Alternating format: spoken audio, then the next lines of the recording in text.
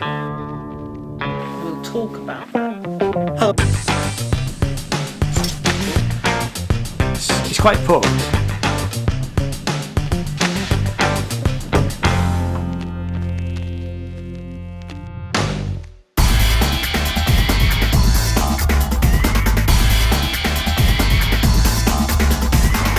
So hello, welcome. This is the Sinners Review podcast. My name is Ian and this is Jason. And we're going to be talking this week. This is our last one before our summer holidays. So this will hopefully go out tomorrow, which is Monday the 28th. 28th, yeah. So we're recording this in the afternoon. I've just had my lunch. Have you had your lunch? I just have, yeah. I've just had 2 crumpets, fried egg on crumpets. 2 crumpets. Nice. Oh, yeah. So if you've seen us before, we usually pick a main topic, but we have got some. And the main topic this week is it came out of a Guardian article that you'll be able to see that, but I'll put the link down below about songwriters owed millions from PRS. Now, I am a member of PRS. Jason currently isn't, but you've been doing some research. I've done some research as well. So we'll get onto that. But I think we have got some any other business, haven't we? So the first any other business is from 2 weeks ago. We talked about Black Sabbath. Oh, yes. I was going to talk about that. Yes. Yeah. Poor old Ozzy's finally given up the ghost. I think he had Parkinson's. Yeah, he's not been well for a long time. It's been a matter of time, right? He's probably not been fully mobile and fully functioning mentally for probably 15, 20 years, right? If you remember the Meet the Osbournes, the TV show they were doing on MTV. I watched the original series. I loved the original series because it was he was hilarious. Well, it was one of the first of that kind of format, really, wasn't it? The reality TV. Yeah. It's certainly, what is that genre, you can't get away from that genre on TV now, right? It's every 5 minutes there's something going on. There's too much of it, yeah. But it was one of the first. And it was good. It was well done in the beginning, wasn't it? It was, yeah. And the fact it almost seemed, I don't know whether it was semi-scripted, but it seemed unscripted. The problem is now, I've never watched Towie or Made in Chelsea or any of them sort of programs because I do know that they are scripted reality, so they're not real. I do believe the first show was actually a thing that I did watch on MTV because it was back in the 90s and it was called The Real World. Oh. And it was for wannabe actors, musicians living in New York. And I think that was the first proper reality TV show. And it was unscripted, but the Osbournes were brilliant at the time. I've not seen any of the subsequent versions of it that they did because they kept bringing it back every so often. But he's had a good life as Ozzy, and he surprisingly lived as long as he did with the amount of drugs that he took. Let's face it. I saw some about, obviously there's lots of stories about him now, and the same one where he took too much acid and ended up in a field talking to a horse for an hour and a half. And in the end, the horse said, "Fuck off, you're boring me." Well, Black Sabbath, who were not, they did take enough drugs back in the day. They fired him for his drug intake. Yeah. How do you fire your lead singer because he's taking too many drugs? Bless him, And then he went off and had a great solo career, right? He did. So it's funny. I've been kind of reading about it really, and it's don't want to start the episode on a bit of a downer, but isn't it interesting how once people die, you then get all of the, they're a legend.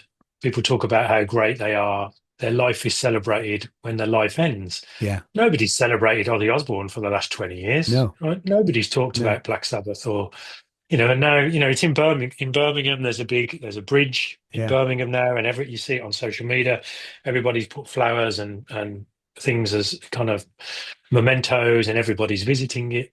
It's a bit weird that, do you know what I mean? It's a strange thing that we have as a species. We celebrate people after their death rather than, when they're alive, we just want to knock them and ridicule them, right? Absolutely. He was just ridiculed for Shannon. Yeah, he was ridiculed for that all of his life. Yeah, and actually, he was a rock god, right? He was. I was not a massive darkness. I was not a massive fan of Black Sabbath, but I did have the Paranoid album, as I told you in my on an 8-track in the car and liked the album. I also had Bark at the Moon. Don't have it now, Right. but because I thought it was his first solo album. It Yeah, was that was a really, big really crossover. good. And he had the guy Randy Rhoads, who died very young, the amazing guitarist. I remember that. Mm. Mm. But the songs were great, and I'm not a heavy rock fan, but you can't knock the fact that he was incredibly. I mean, he mainly wrote lyrics, didn't he? And top lines, and other people wrote the music side. And I think that's maybe what was happening. Don't quote me on this, but with Randy Rhoads on that first album, But great lyricist, absolutely brilliant lyricist, Yeah, I was reading a lot of tributes. I was on the train back yesterday and standing up for an hour and a half. Oh, great. Good old rail system. So I was reading tributes from, all the rock artists today talking about what an influence he was. Most people said, they went to see him perform live and that's the reason they formed rock bands, whether it was Anthrax, Slayer, Oh, you yeah. name them. He made such an impact in a kind of punky kind of way, I guess, right? You had punk was like that. You went to see a punk band and it gave you energy and wanted as a teenager, you wanted to kind of make music. I think he did that in the kind of heavy metal He did. I mean, sphere. interestingly, I never wanted to be in a punk band because I was already in a band before punk happened, Right. and I was learning to play my instrument. I was learning to play, first of all, bass and keyboards, and we were so annoyed that our bass player left to join a punk band. And instantly had a hit. He didn't have a hit single, but he had a single release, which was well received. Right. On the Nice. independent chart. We were really sort of Nice. hacked off. There we were for the last 2 or 3 years, with different sort of names and different sort of bands and different members. And then suddenly, he was called Ozzy. Actually, he was called Ozzy, but he was There you go. Australian. Right. Yeah.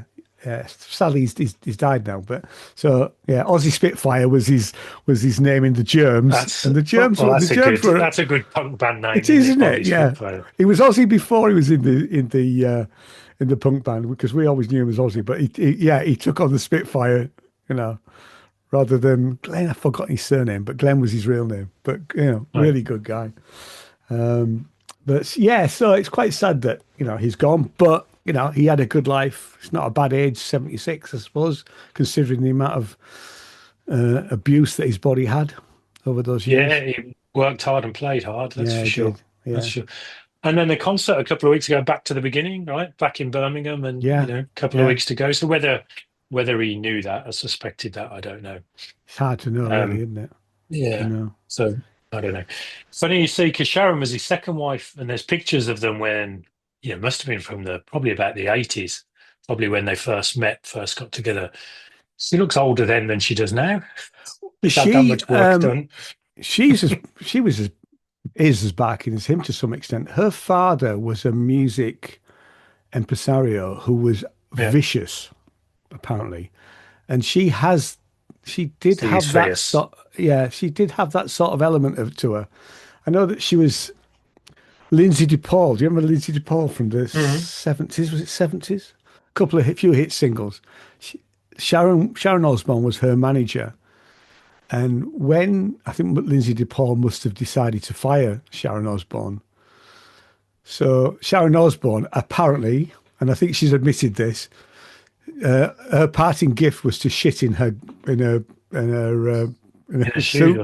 suitcase. In suitcase, was it? Okay. Yeah, with her clothes in it, I think. So Right. maybe not a nice person, but who knows? But I mean, she certainly, to some extent, tried to keep Ozzy in check, I suppose. But so how's your week been anyway? Yeah, okay, it's good. I've got the first week in a flat rather than in hotels now. So, I'm away in the week, so better that I've got a bit of a place, a little pad now. So I can take my music laptop and start making music again, which is good. I brought myself a little. You got that Novation MIDI controller? Yeah, I took the punt and bought one actually. I brought the I forget what it's called now, the Novation one. So they do the Force and they do I forget what it's called, but it's the latest one. It's Mark III. So it's a little 49 key one. It's Is about the it? same size as, It's bigger than mine then. yes, it's a 49 key. It's about the same as my Hydrosynth Explorer. So is So, it just portable enough. a controller? It's just a controller, but it's got it's tightly integrated. Novation used to be tightly integrated with Ableton, but Yeah, it they're was. more applicable for all doors now, so it works It well with looks like it's a Cubase. launch key. Well, mine's a It's the launch launch key. key. Mine's a launch That's it. key mini, Right. which is 25, and the 49 note one is just called a launch key. Yeah, launch key Yeah. 49. So that's the one. So it's Is got it white? faders. Is it It's got the white? pads. No, I didn't get the white one. No. That's probably more, is it? It's got the pads. It's got the Yeah. faders. It's got the infinite knobs, so you can control all. So it maps. So I've only set it up and started, but the good thing is I won't need a mouse or a keyboard or anything. It controls the play, stop, record, the transport. It should map to most of the VSTs automatically. Yeah, So it does where you're actually, using because VSTs, the little so one that'd does be as good. well. I mean, the Right. only reason I've bought the newer version, I don't think I've got the latest version of the launch key mini. Maybe I have. Just looking at it now. They're on Mark III now, yeah. Actually, I thought they were Mark. So I have got the latest. That mine was a good Maybe deal. it is Mark IV. It is Mark IV. Yeah, Sorry, yeah, I'm right. being. I bought the Mark III, which was from Amazon, and so the launch key mini 25 is 110 quid. I got mine for 50 quid, mainly Nice. because I thought the arpeggiator might be quite good. Mine doesn't have the screen that the new one's got. Yeah. They work great. They work great with loads of different apps. So in the past I have used it with the iPad, and it works really, really good with iPad apps. Right. So Yeah, it's got chord mode and stuff. It's got lots yeah, of functionality. So this week I can get kind of down and dirty with that. Just get to make get to sure know it. Yeah, just so I'm not, I'm at home today in my studio, and you know what it's like. The yeah. same. You need to be able to not think about plugging anything else, how it uses. When you're in the moment, when you're writing a tune, you want to switch it on and you want to go. So I'll make sure I spend some time on that Novation keyboard so I can do the same. Being if I'm portable, if I'm mobile, I can be working in the same manner. So that'd be good. exactly. That's cool. That'd be good. What have I been up to? I went to London last weekend. Right. I went to Gear Fest, which I have Oh to yeah, say, how was that? it rained. It rained a lot. I mean, it's a good walk. From King's Cross to Talyard is a good 25 minute walk. I should have got on the bus, because by the time I got there, I was absolutely soaking. I walked up, I did get the bus back actually. My bag was heavy because I was obviously playing the EMOM, so I had more gear than I would normally carry with me. Did you get a slot then? Yeah, Did you get a slot? yeah. I was first nice. on. I asked to be first cool. on actually. It was Martin. cool. Martin was running it with another chap, Mark. And I said, look, I'm happy to go on early because I can't stay right to the end anyway, because I was going to meet the family later on. I said, I'm happy to go on first if you want. And so Martin put me on first. Very good. Was there It was many good. there? It waned. Actually, there was plenty there right at the beginning. Interestingly, it was in the main tent where they'd had all the talks all day, and I went to a couple of the talks.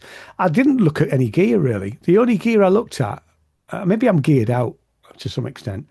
So the only gear I looked at was the Dreadbot Artemis synth, which was really good.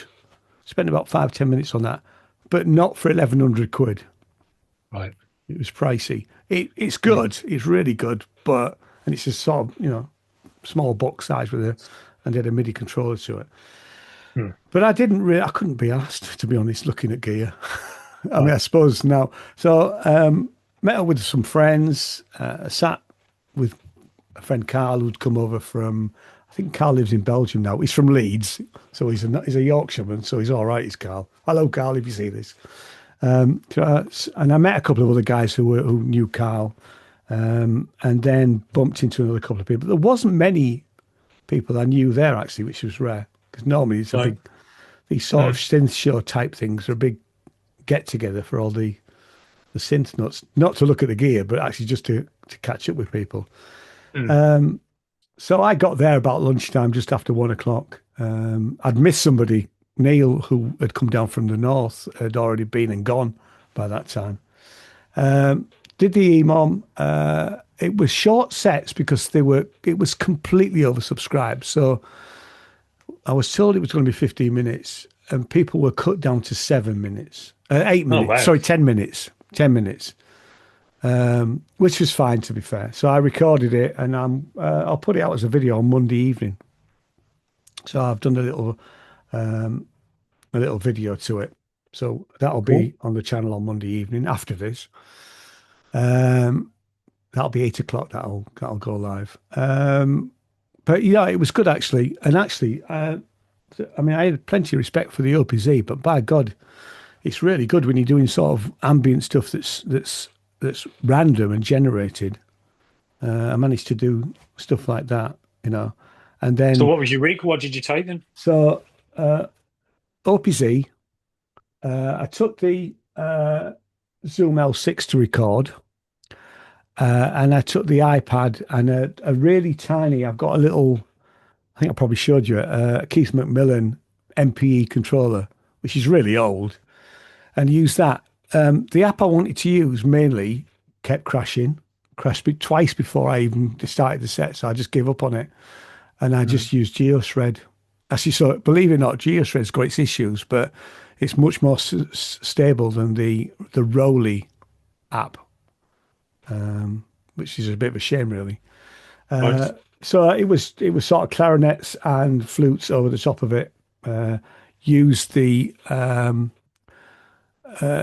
version of the Relic story, but I didn't get to the end of the story. The plan was it's 12 minutes, so my intention was to get to the end of the story. Didn't do that, but it was good actually.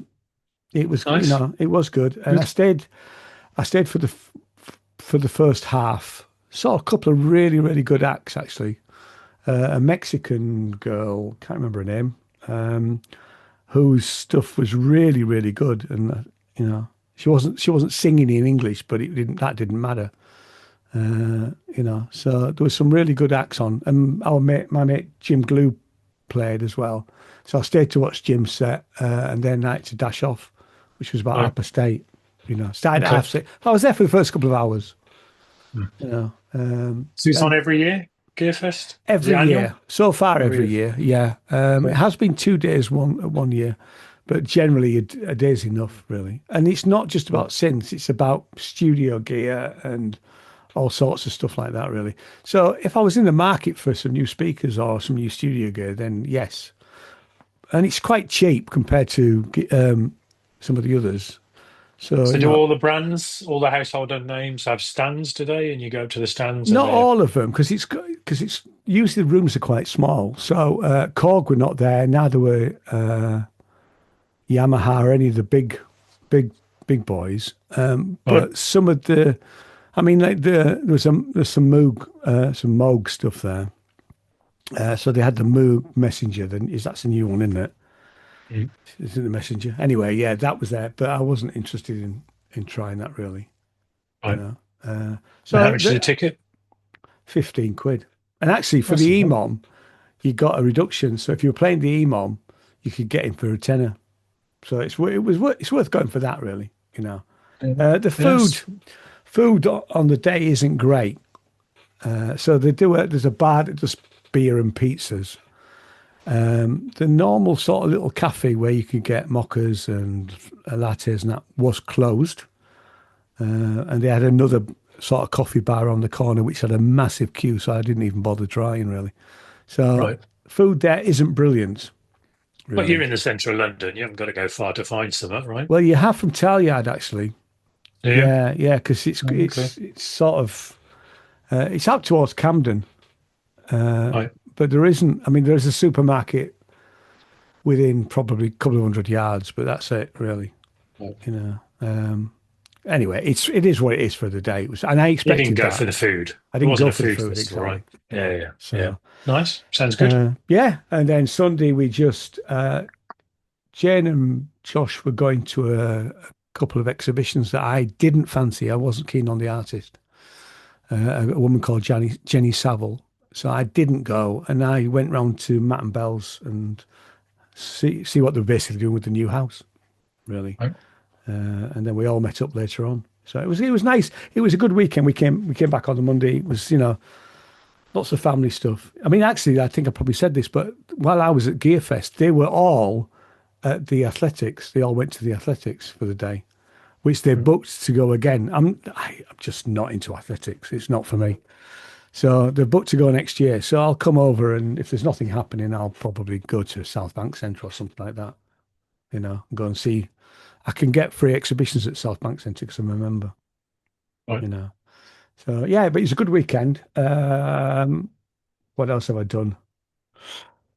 I ate a couple of cinnamon buns, but we'll get on to them later on. Gearfest released a video of another track off the album.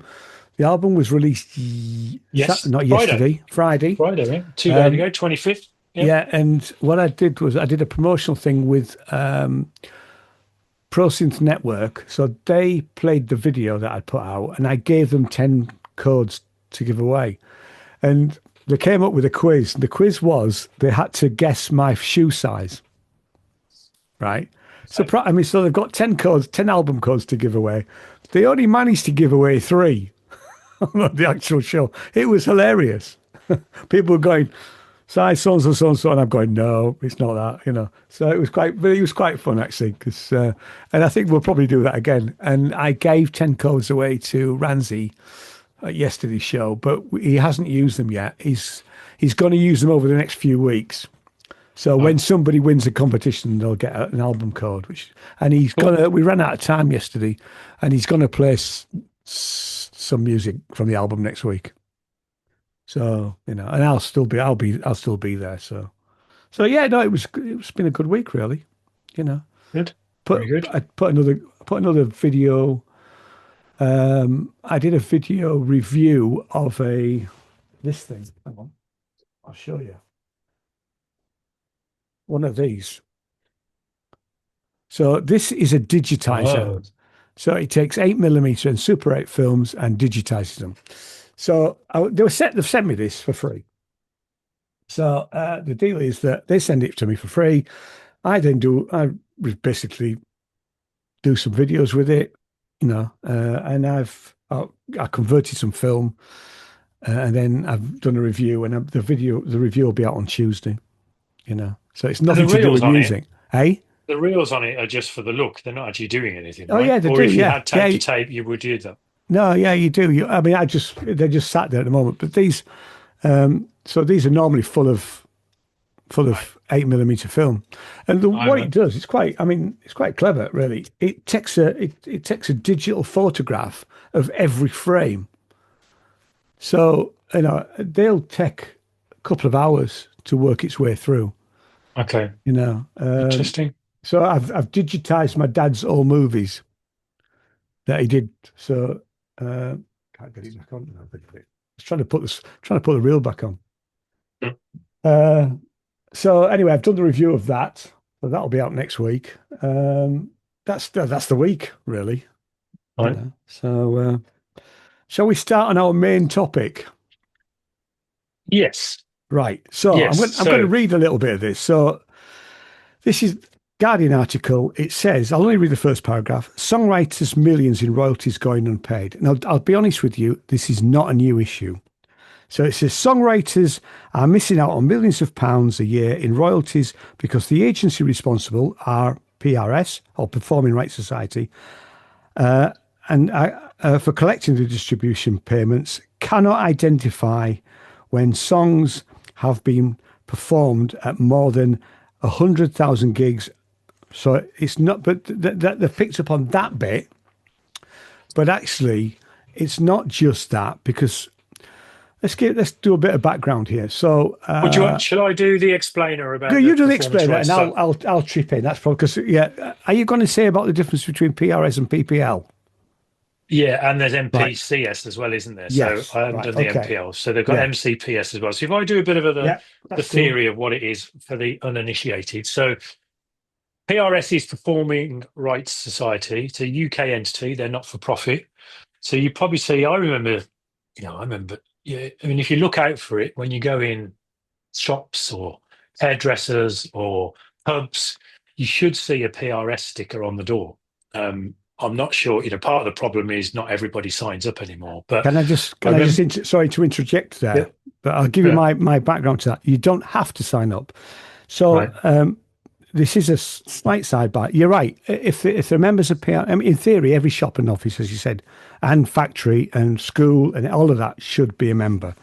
If you're playing music from the radio or pre-recorded material, that is PR. Yeah. So the guidance, which I guess it's hard for them to police it, which I guess is why there's a lot of money going chartered for, is if you're playing music outside of a domestic environment is the simple cut. So if you play music in your home, you've got a license, you're allowed to do that. If you're playing it outside of that forum, it is slightly different, because I'll tell you why. Because when we had Pocklington Music, the music shop, we signed up to a French company and we could play the music from them.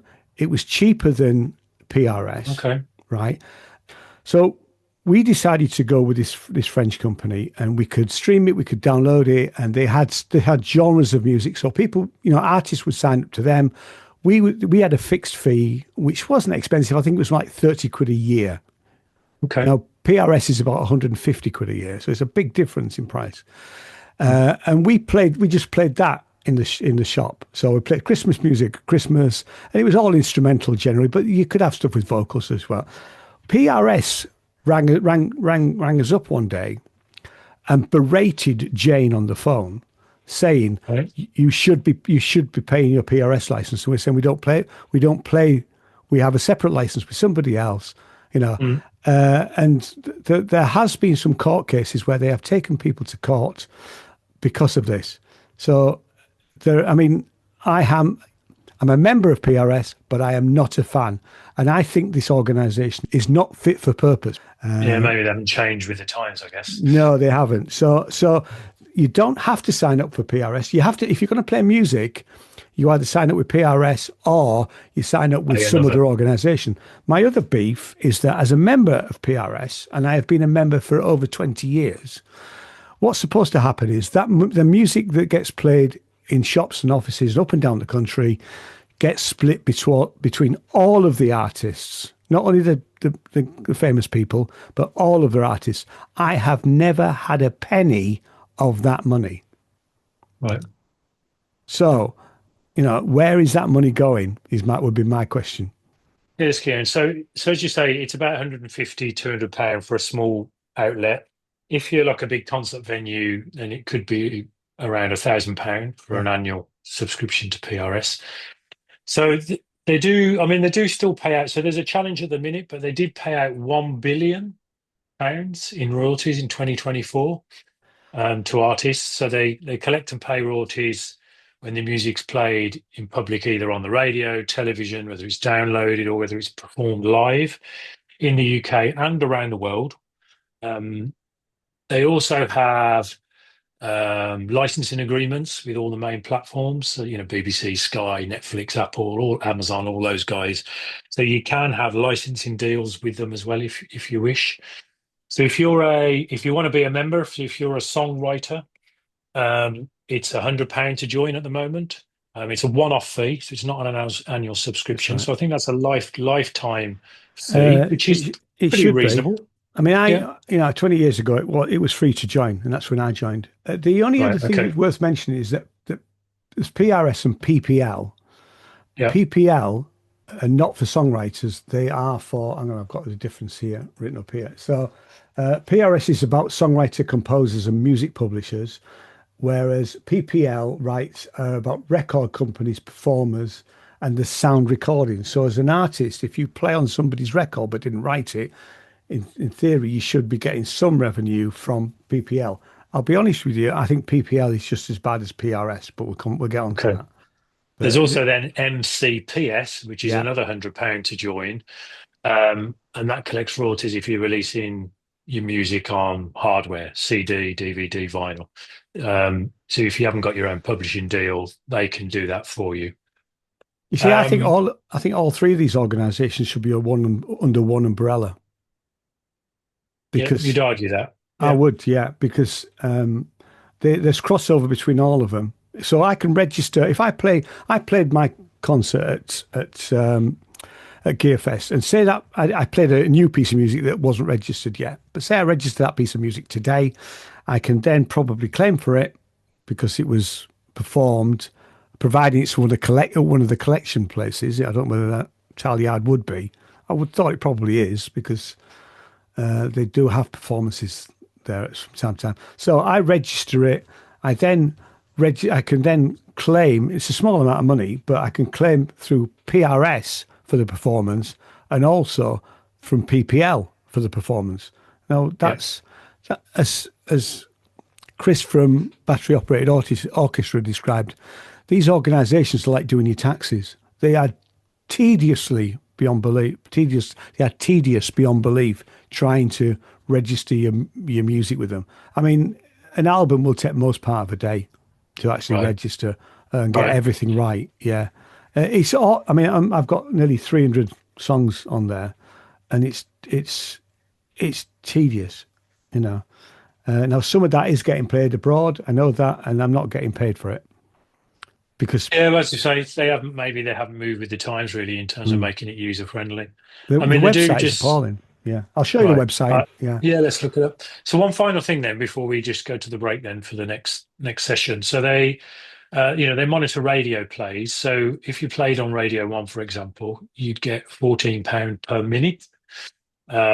Six Music is £5 per minute, and then local radio is between 50p and £1. Yeah. So, that's one of the areas that they can monitor effectively is, TV and radio. But outside of that, it gets harder and harder. They can't be at every venue. Not every venue submits the set lists or what they're playing. I guess that's some of the issues of why there's this money sitting there. Yeah, I mean, when I was involved in the little local radio station, which did have a PRS and PPL license, we had two licenses. Part of the reason it went bust was because the licensing costs for a very small independent. They had an FM broadcast license as well, but their PPL and PRS licenses were so expensive that that contributed to the radio station going bust. And I didn't have a big catchment area, So there is a lot to answer for with these particular organisations. Cool. Anyway, so we'll stop it there and we'll pick it up in part 2. See you in a minute. All right, see you in a bit. Cheers. Sinners Music Records are offering 2 types of Bandcamp subscription. For £3 a month, you get 21 back catalogue albums and EPs, plus any new releases. And for £10 a month, you receive all their back catalogue releases, as well as a limited edition white label compact disc version. 3 CDs will be sent out each month of your subscription. You will find the link to subscribe in the show notes. Where were we? What were we saying? So PRS, they are a not-for-profit organisation. I have an issue with that. Because each year they take out £1 million, okay, as the costs of running the organisation. So I don't know what the salary. That's not a lot.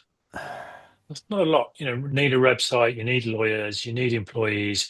You've got lots of admin, lots of data collection. I think they still send people out to concerts.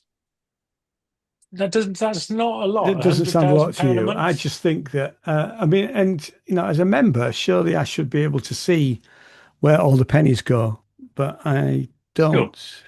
But if you think of $1 million sounds a lot, I'm with you. But $1 million in 2025, if you think, they're probably in, I don't know where their headquarters is, probably in London. London. Right? Headquarters so if you're employing, well, there you go.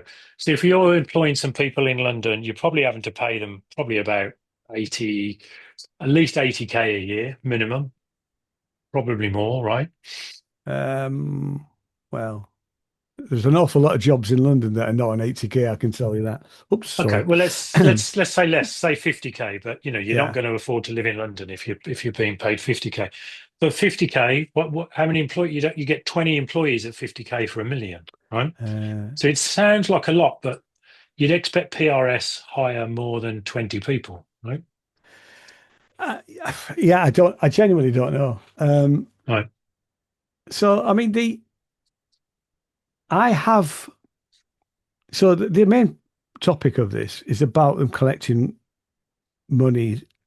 The main article point is collecting monies from gigs, which is not their main purpose.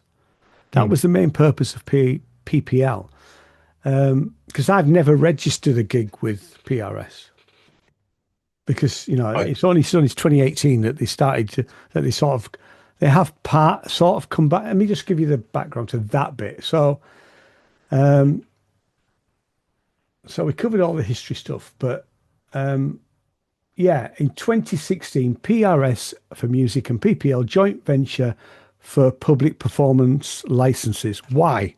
Why is both organisations collecting the and it's a small amount, because I have been paid out by PPL.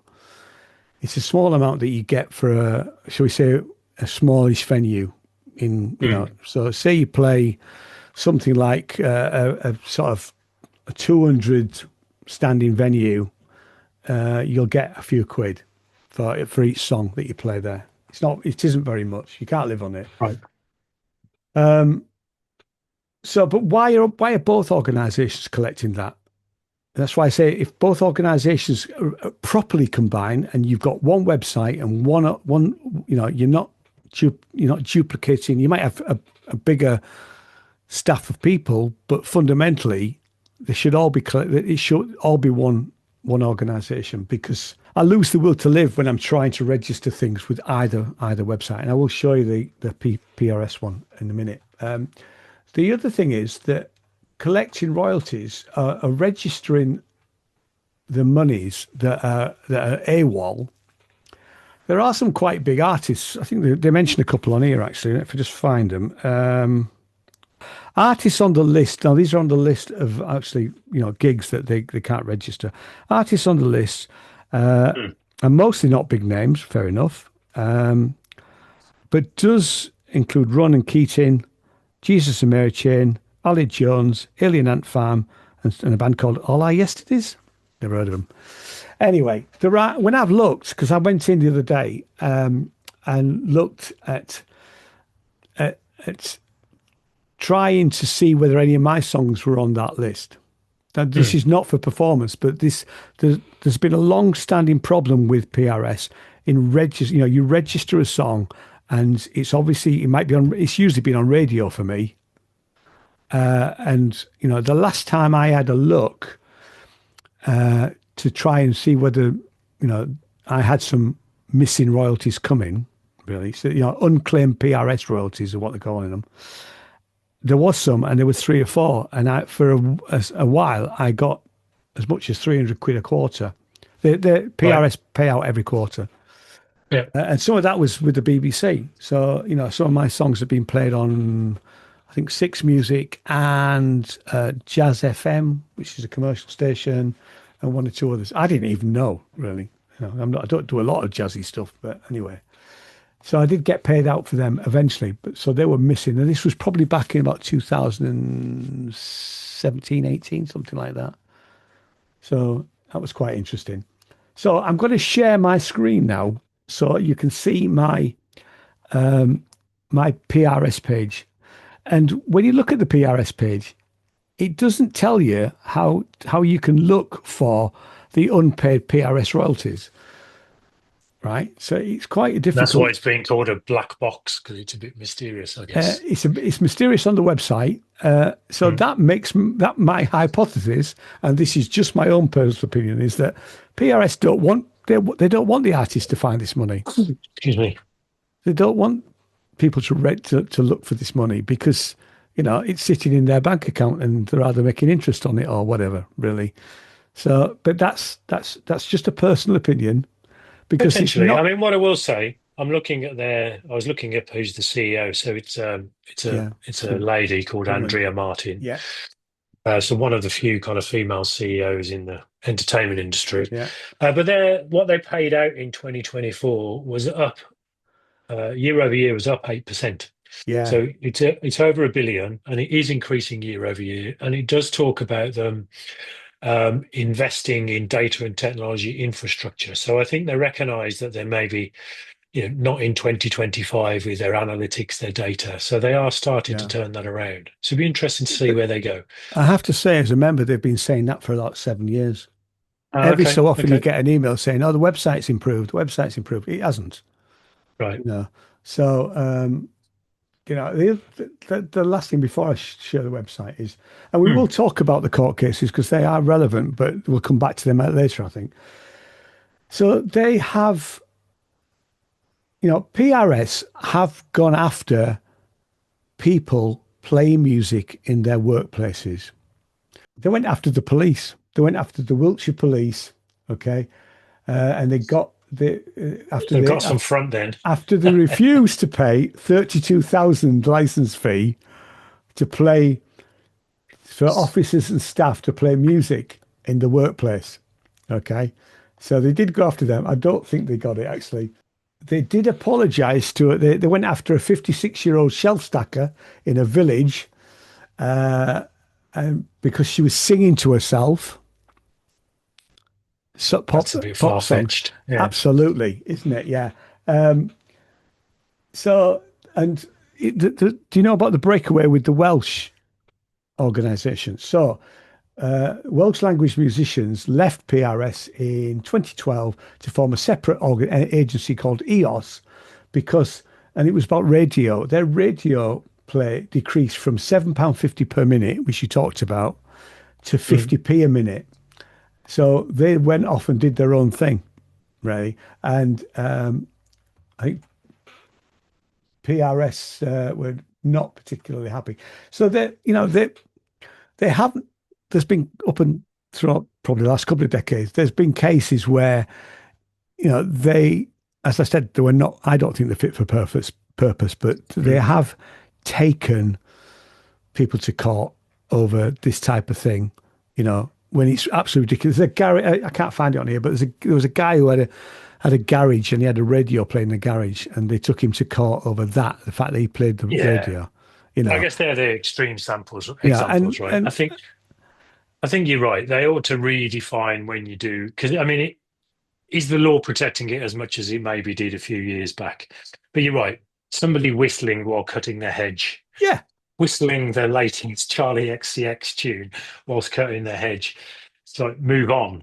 I mean, if you're a chain of pubs, Weatherspoons, and you're piping music in, then that's a different thing. Yeah. I mean, So the way that they came heavy-handed when Jane had the conversations with them, because they rang 2 or 3 times to speak, and I wasn't in at the time. I would have given them a really hard time on the phone, knowing full well that we were licensing music from elsewhere.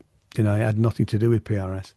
But they did come on very heavy to her. Jane was really quite upset, and I could see them going into some other little shop and bullying the little shop owner. And I'm sure that happens, because of the way that they treated Jane over the phone that particular day.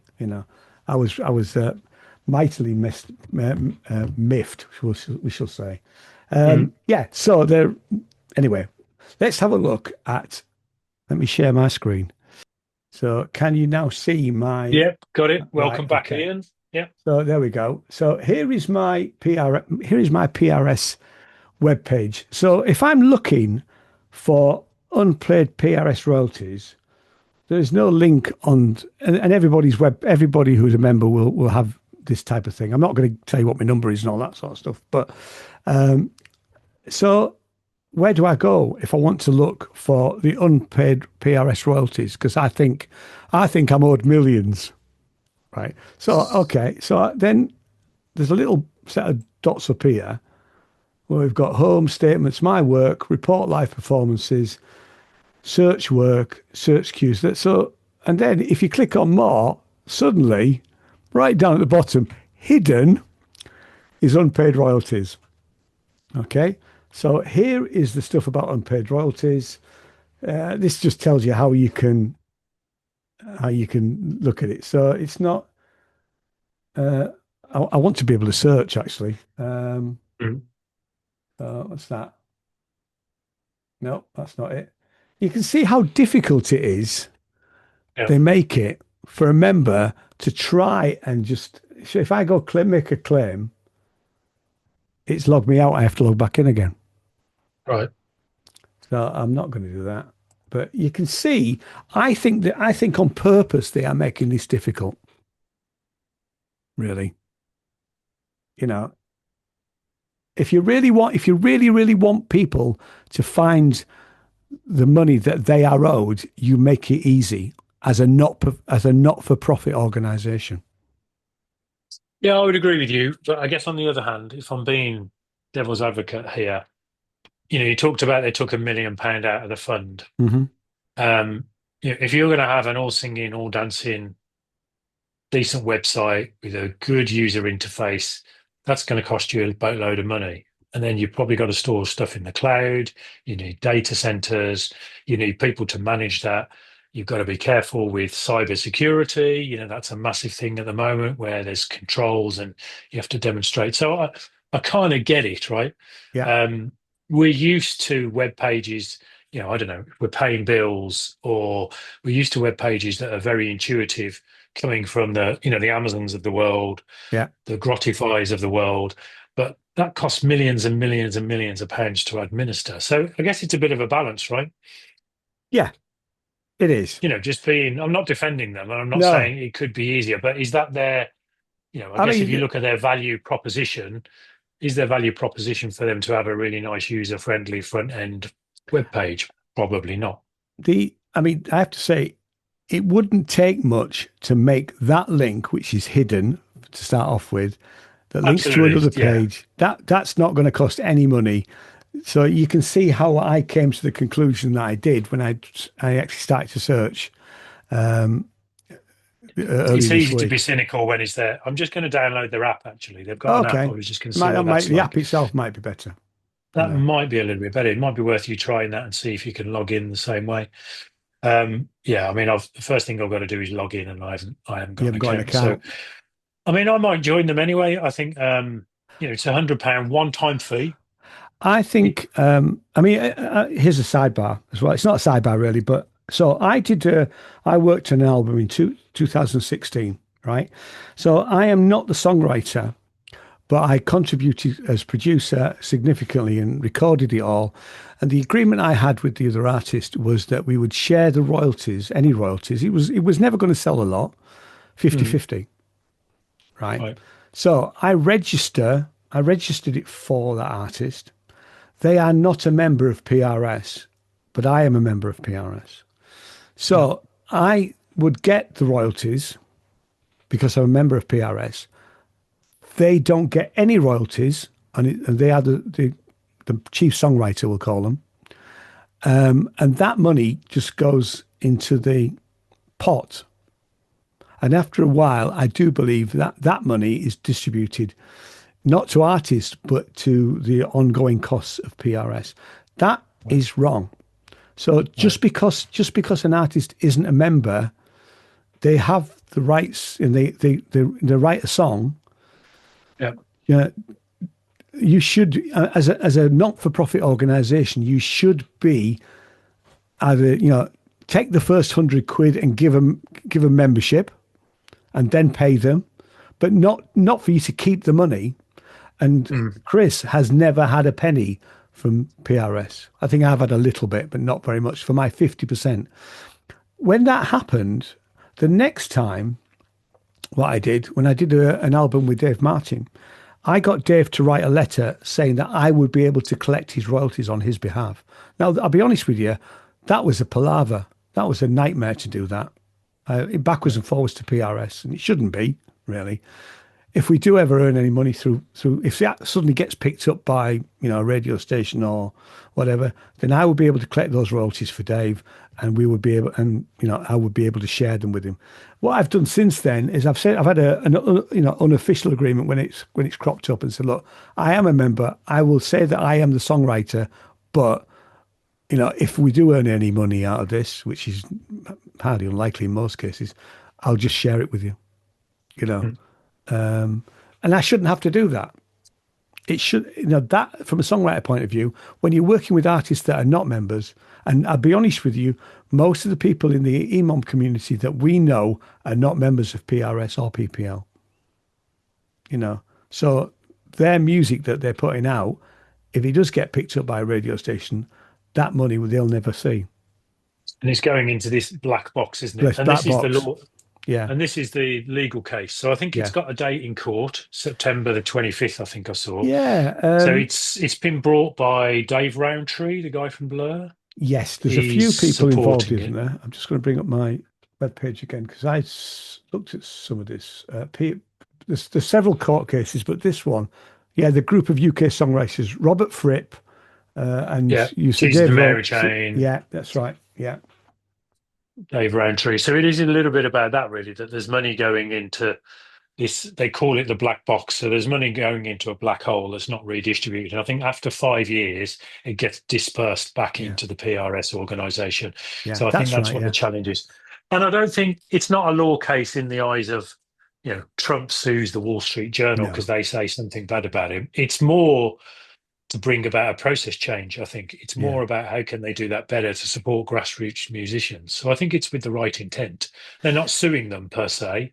I think they're encouraging them to change and shift with the times. Should you have to encourage your organisation to change? No, you shouldn't. I feel as a grassroots artist for the last 20 years, PRS have not served me well. The times that I've been paid out, and I have been paid out on occasion, has not been great. It's usually about a year later than it necessarily should be. And I understand that part of it, the fact it can sometimes take a long time to get the royalties in. But, they are not proactive in supporting the grassroots element. It's fine if you're, I was trying to think of a UK act, Dua Lipa. I'm sure Dua Lipa gets her PRS statements regularly and she and I've met artists who turn around and say, I really rely on my PRS statement. They're mid-level artists, and every quarter they're relying on that money to survive. And the majority of grassroots artists are not. We're not getting paid out correctly, And the fact that a group of fairly famous people are doing it on our behalf, good on them, and thank you, Robert Fripp and Dave Rowntree and the others, because nobody's listening to us. Nobody's listening to the grassroots, element of this. I mean, here's an example. Every year they have an AGM, right? I can't. If I'm in London, then I would go to the AGM, right? But I'm not. Why is it not streamed? Why is it? They don't stream it. You can have a private stream, Anyway, that's a whole different set. There are some other cases. They're apparently suing. They're suing Live Nation for not giving the right amount of data. Fair enough, really. Although it could be it could be a sidebar to some extent. Could that? There are several ongoing court cases against PRS as well as for PRS. So some of my money is going on expensive law cases to some extent, which, anyway. I see. I mean, I kind of, again, I'm just trying to see both sides here. Yeah, I get that. I'm glad you do, because I am biased. And so just so our audience know that, I am 20 years into PRS, very, very, very vocal about the fact that I don't think they're fit for purpose. I've said it 3 times in this podcast now. And I want them to be. I want them to be to support me. And I think you summed it up right? So they're not, they're not fit for purpose in the current climate. I think that's fair. I guess if I play back at you though, you joined for free. You were one of the lucky ones that joined for free. Yeah. So you're getting a service for free. So anything that you get, I don't think you can. Am I getting a service for free when I'm putting all the effort in? I'll be honest with you. I put an awful lot of effort in to actually register my work, which is like doing your taxes. It is a pain in the neck, and I have to dedicate a whole day at a time to do that. I mean, the latest album hasn't been done, and I haven't got the will to live at the moment to actually do it. So I have to be in that sort of. And what's the point if the money is just going to disappear into a black hole anyway? Right? Exactly. So, Yeah. It is quite. I do find it quite fun when I get a statement that's got, and it'll be like something like £2.50. And I find that a 15-second piece of my music has been played in some Estonian TV show 40 times, and I get £2.50. Nice. That's quite funny, Nice. I do quite like when I get those sort of statements, but it's only entertaining for a very short period of time. And when I say that, because I say to her, I'm getting a PRS statement this time. She goes, "Oh, how much we getting? £4.50 or whatever it is, Right. So, but yes. I think let's watch that. I'll tell you what I am going to do though. I've just put it on my to-do list. I'm going to actually join, because there's no harm in joining, as it's one fee for a lifetime. Who knows? It's probably going to go up soon. I don't know how long it's been £100, but it's likely to go up. It's been there a while. Yeah. So I'll join it. We released an album this year anyway, so it's worth looking at. I think you should register it and register. I know you don't need to talk to the rest of the band, but I would register it as you are the only songwriter. Yeah. But then tell the rest of the band that you're doing that, because then if there is any royalties coming, if he does get played, I mean that Maniac should be played on Radio 1. I'll be honest with you. If it managed to get something like that, then you'd get some money coming in. And you'd be able to split it between you and the other songwriters. Yeah. So. Great. It's worth doing, really. Yeah. So I think let's watch that. Let's watch how it goes. There is a court case in September, so I think let's watch it and give some feedback on it. I think. Yeah. It's good stuff. So, what's next? You said you had a couple of cinnamon buns. Let's. I've got photographs of chocolatine in Walthamstow. Go on then. Let's have a look. Share my screen again. This is. I tell you what. Sharing my screen's challenging. Let me just find it. Hang on. So everywhere I go now, I look out for cinnamon buns. So I've been in Starbucks a few times, just picking up a coffee, and they'll see they've got them, but they've got all of the icing on the top. They look. It's not good. It's not. And they look factory made. They're all identical. Can you now see? Yes. Pictures, right. So these first two pictures, these are chocolatine where they make. So are you far, looking for a sponsorship from Chocolatine? Absolutely. Actually, I did discuss it with them when I was there. They do other great things as well. They make great bread, lots of great sourdough bread. You can see it's a really good factory made. It's a really good bakery, right? Mm-hmm. So here I took not these. A bad price as well. Sorry, £2.80. Not a bad price. I mean, considering that you pay £5 for a cinnamon bun in a cafe in Frome. Yeah, £2, and actually the cardamom bun is a pretty good alternative if they've run out, and they do run out of cinnamon buns. Cinnamon buns at the back there anyway. So yes, so here is which is this one. I've got to get these right now. So this one, let me lose that one. Get rid of that because you've seen that, and get rid of the other one of the bakery, right? So this cinnamon bun. That is a chocolatine cinnamon bun, right? On this little plate here, right? So and they always come with this little bit of frosting on the top, which is nice. Now it is sweet, but it's not covered in icing. So I also on Sunday when I went round to before we went on to Matt and Bell's, we went for coffee in Walthamstow. We went to a place called Sonny's, just a nice little cafe, because Chocolatine were closed on a Sunday morning. Okay, and lo and behold, this was the bun that I got from Sonny's. Right, that's the same bun. So Chocolatine, bless them. Not only do they make their own great, they're actually selling them to other cafes in the area. So I now have more than one place in Walthamstow, in Wood Street, where I can buy a cinnamon bun. I can buy a 4 out of 5 cinnamon bun. It's a 5 out of 5. Are they 5 out of 5? Oh, okay. There's nothing to beat them. Yeah, the absolutely benchmark. Nothing to beat them. So over the weekend, and I made a note. So how many I had? So I had none on the Friday that arrived. I bought 2 on the Saturday. So one I had with mid-morning with my cup of tea, and I took one with me to Gearfest and had it. Takeout, nice. Yeah. So 2. Sunday, I had the one from Sunny's. So that one was the Sunday with a mocha, right? Monday morning, I'm on the train back. Walk past Chocolatine, 2 more. Okay. One was eaten on the train up for lunch, and then the other one was eaten. That one's back in. That was back in Frome. I had that for tea. Okay. Very nice. So that's 5 over the weekend. Since then, my dear wife went into town yesterday, on Saturday, while I was doing the Ramsey Synth Geekery show. And when she turned up with my cup of tea, when she got back halfway through the show, cup of tea and a cinnamon bun from M&S, which is a 3.5, 4, isn't it, really? It's 3. I think it's a 3.5, really. But she'd bought 2. So I had one then, and I had one at about 8 o'clock last night. So I finished it off.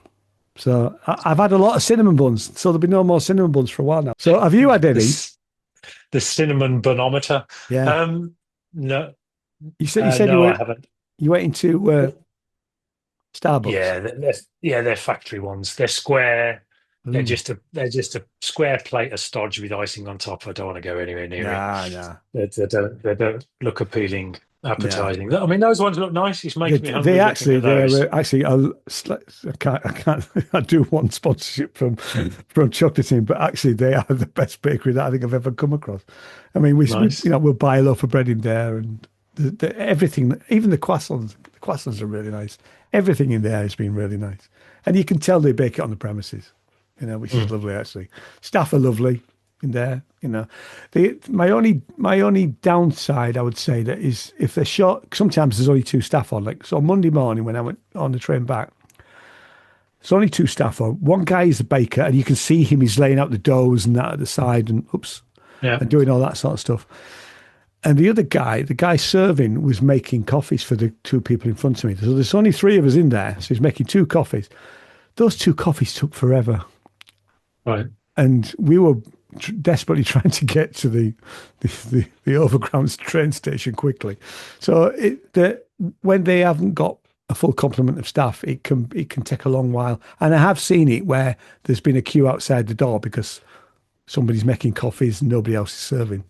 It's only a small gripe, but it's a great place. And I wish they had a shop in Frome.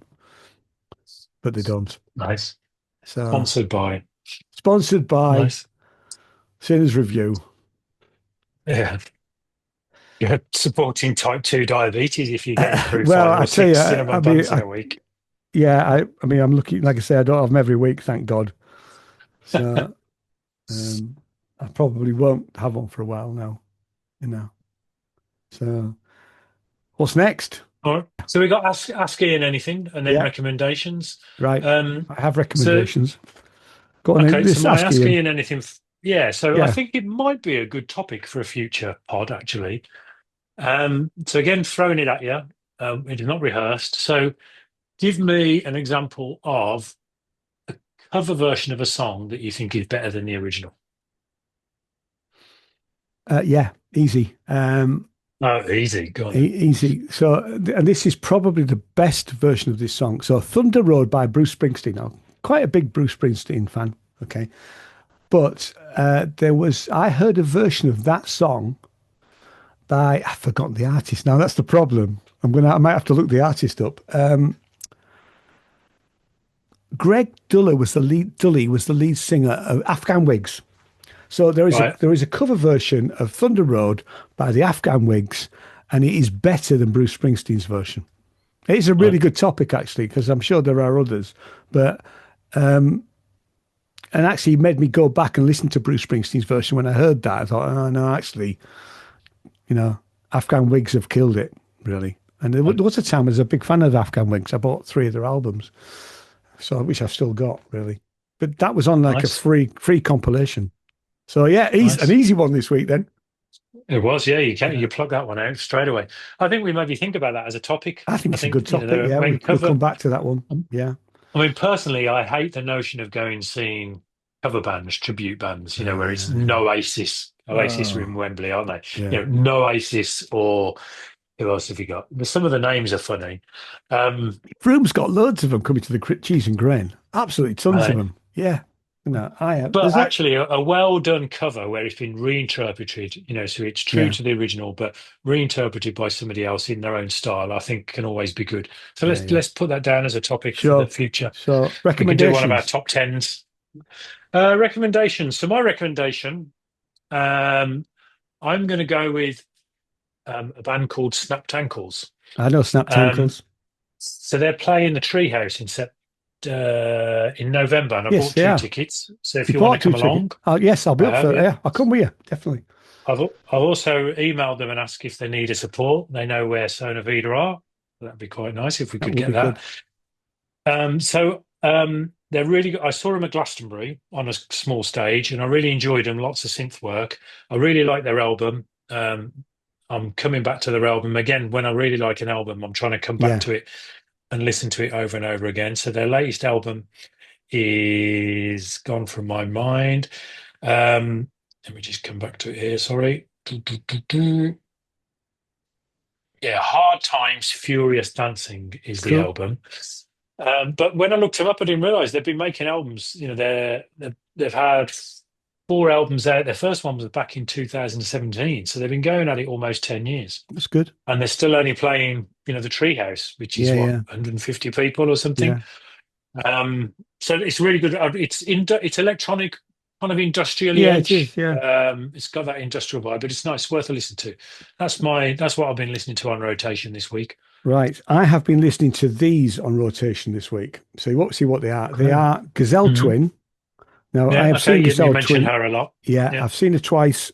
She's amazing. She's absolutely amazing. So I'm on her mailing list. She's got a on her website. These albums are half price. So I bought the first album, which is called, what the hell is it called? The Entire City. It's a double album. The second, absolutely brilliant. Love that. So that was £5. You know, what's not to like, really. There's lots of other things that, you know, that there's T-shirts and all that sort of stuff if you're into that. That's her third album, which is Pastoral. That's a difficult listen, really. Again, that was £5. So it was £17, including shipping for 2 albums. They're well packaged as well, because you got like little inner sleeves and all this sort of thing. And her stuff, but that first album is exceptional. So that's worth a look if you're interested in Gazelle Twin. Secondly, I watched BBC's Mixtape. It's a 4-part romantic drama set in Sheffield in the 80s. So it's set in Yorkshire. It's also set in Sydney in Australia. So, and you have,